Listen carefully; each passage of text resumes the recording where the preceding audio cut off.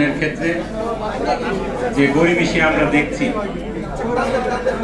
এই গরিবেশি খোলা পানিতে মাছ শিকারের অংশ হিসাবে আমরা দেখেছি কিছু আইনি প্রশ্ন তোলা হচ্ছে। আমরা আরো দুঃখের সাথে লক্ষ্য করছি আইনি প্রশ্ন তোলা হচ্ছে, কিন্তু এই আইনি প্রশ্নের সুস্পষ্ট কোনো ব্যাখ্যা কিংবা উত্তর দেয়া হচ্ছে না।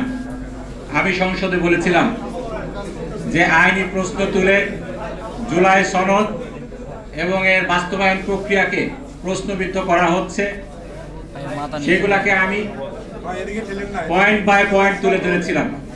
বলেছিলাম আপনাদের অবস্থানের ক্ষেত্রে এগুলার ক্ষেত্রে সুস্পষ্ট করুন।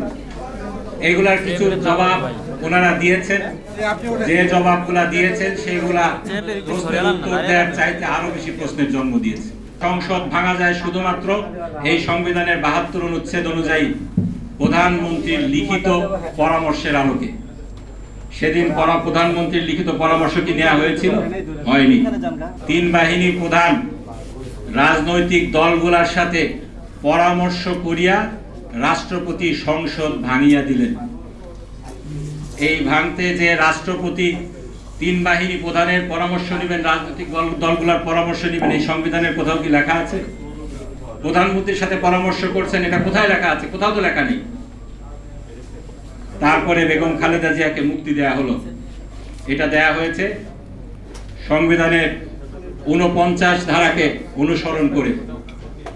সংবিধানের ৪৮-এর ৩-এ বলা হয়েছে বিশেষ কিছু ক্ষেত্র ছাড়া সকল ক্ষেত্রে প্রধানমন্ত্রীর সাথে পরামর্শক্রমে রাষ্ট্রপতি কাজ করবেন। সেই দিন তত্ত্বাবধায়ক সরকারের যদি এখতিয়ার না থেকে থাকে মৌলিক বিষয়ে সিদ্ধান্ত নেয়ার, তাহলে সংবিধানের কোন ধারা অনুসরণ করে বেগম খালেদা জিয়ার মুক্তির বিষয়টা চূড়ান্ত করা হলো? আজকে সংবিধানের দোহাই দিচ্ছেন। সংবিধানের ১২৩ নম্বর অনুচ্ছেদে বলা হয়েছে সংসদ ভাঙার ৯০ দিনের মধ্যে আপনাকে নির্বাচন করতে হবে। সংসদ সেদিন ভাঙা হয়েছিল যেদিন, সেদিনের ডেটটা হচ্ছে ৬-৮-২০২৪। কতদিন পরে নির্বাচন হয়েছে? সংবিধান তখন লঙ্ঘন হলো, আপনারা বসেছিলেন কেন?